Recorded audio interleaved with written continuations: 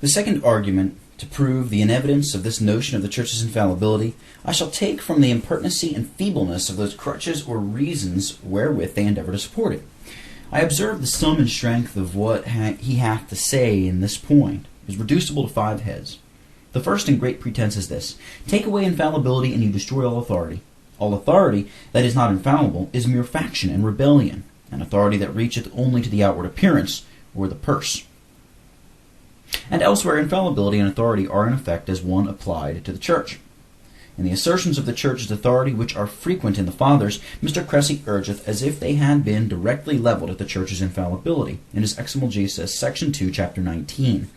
Nay, so daring is this man in his argument, that not contented with his own pretended satisfaction in it, he will needs obtrude the same opinion upon that noble Lord Falkland, which it is sufficiently known he abhorred, that is, if the Catholic Church's authority and infallibility were opposed, all other churches must expire. The authority of the English Church would be an airy phantasm. For answer, I durst appeal to the conscience of this very man, but that apostates in the faith do at the same time make shipwreck of a good conscience. Let any Romanist that is not prodigal of his damnation seriously consider the gross falsehood of this bold supposition. What? No authority without infallibility? Belike there is no authority in the king because no infallibility. He will say civil authority is but external, but ecclesiastical reacheth the conscience and commands the belief of the inward man. Mr. Cressy knew this to be a gratis dictum, and justly denied by Protestants, and therefore he should have proved it. But crude suppositions and imperious dictates do pass among Romanists for solid demonstrations. Yet again I would ask Mr. Cressy whether the assembly of the clergy in France have authority over that church or no. If he deny it, I refer him to his brethren there for an answer. If he grant it, then authority may be without infallibility. Again, I ask him whether the Pope without a council have authority over the church or no. If he deny it, 'tis at his peril. If he affirm it, then his argument is in great jeopardy. For Protestants are allowed to disbelieve the Pope's personal infallibility, and he confesseth, I gave you his own words before, that good Catholics deny it and dispute against it. Yet once more, when general councils have been called to determine the pretensions of anti-popes, or to dispose usurping popes, or when they have had differences with the popes, I demand whether these councils had any authority or no. To say they had none, or that their authority was but an airy phantasm, I think Mr. Cressy will not dare. And if they had, then either a council without the Pope is infallible, which most learned papists now deny, and if Mr. Cressy be of another mind, let him tell us, or authority may be without infallibility. In a word, that the world may see the complexion of an apostate's conscience, this very man will grant that there is an authority in the superior over his convent, in every bishop over his diocese, in every general over his order, and a weighty authority, too, as their vassals feel by sad experience. Yet I hope these are not infallible.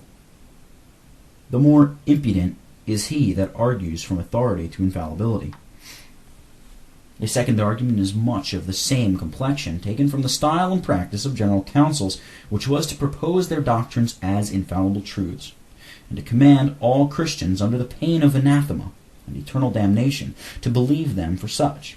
That authority which should speak thus, being infallible, would be guilty of the greatest tyranny and cruelty and usurpation that ever was in the world. Appendix chapter 4 and 9.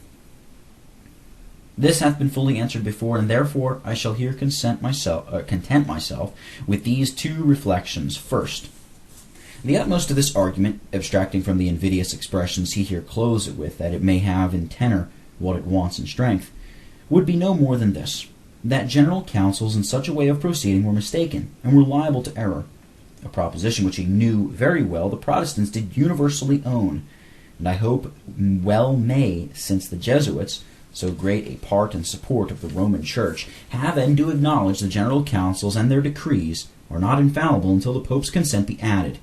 Yet councils, as is notoriously known, have used to put their anathemas to their decrees before the Pope's assent was given. And yet, forsooth, if you will believe a man that hath cast away his faith, This argument is more evident than we can produce for the Scripture itself. For so he saith. Secondly, these anathemas do not at all prove that such councils either were or thought themselves infallible. It is true, it is an argument they thought one of these two things, either that the doctrine proposed by them was infallibly true, as indeed they did, or that their authority was infallibly certain, which they never pretended. Either of these were a sufficient ground for such anathemas, and therefore his argument is in firm proceeding. A genre ad specimum animal est e homo. They owned infallibility. They owned it in their authority. Particular pastors have a power to anathematize, and do so in case of excommunication of heretics. Are they therefore infallible? If it be said, they do it only in pursuance and execution of the decrees of councils, I answer, if such persons, confessedly fallible, may anathematize them that renounce the doctrines delivered in councils, because supposed to be infallibly true, why may not the same persons anathematize them that renounce the doctrines expressly delivered in Scripture, which all grant to be infallibly true? Again, if we look into the records of councils, we shall find that this practice of anathematizing was not only in use in general, but also in particular and provincial councils which are confessed to be fallible. Mr. Cressy, look to your arguments and conscience better. Once more, the Pope's anathemas all the world rings of. Yet you have seen his infallibility is denied by many and learned papists, and they too such as are universally esteemed good Catholics, saith Mr. Cressy. Appendix, chapter 4, number 7. Therefore, how durst he say anathemas are evidences of infallibility? The third argument is taken from the promises of infallibility made to this church. This doctrine of the Church's infallibility is the most express in Scripture, saith Mr. Cressy, in section 2, chapter 26. I suppose he told us so upon the same account that the old painter wrote under his picture, "This is a lion," for fear some should have mistaken it for a bull.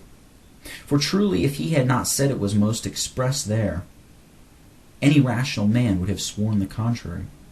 I confess I thought Mr. Cressy, as well as Mr. White and other traditional doctors, had been sick of those pretenses, and sufficiently discovered the impertinency of them to their purpose. And really, when I read over the Scriptures quoted by them to prove this infallibility, and consider how insignificant they are to his business, and how plainly and fluffily and frequently they have been answered by Protestants, which he doth, not here reply to, I must not dissemble that I find a great difficulty to believe his conscience could be satisfied herewith. Sure I am, whilst he was a Protestant, if he understood himself, he would have entertained such proofs with contempt. I dare confidently say that most of the Scripture allegations produced by the Quakers in defense of their absurd and ridiculous opinions are every whit as pertinent as any that are here cited. It is true, they are material to that purpose to which they are cited by the Fathers, that is, to prove the Church's perpetuity and just authority.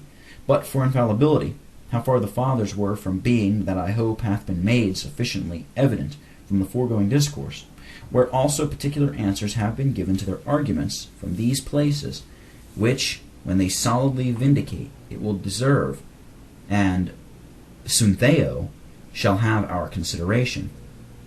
At present, I shall content myself with this general animadversion.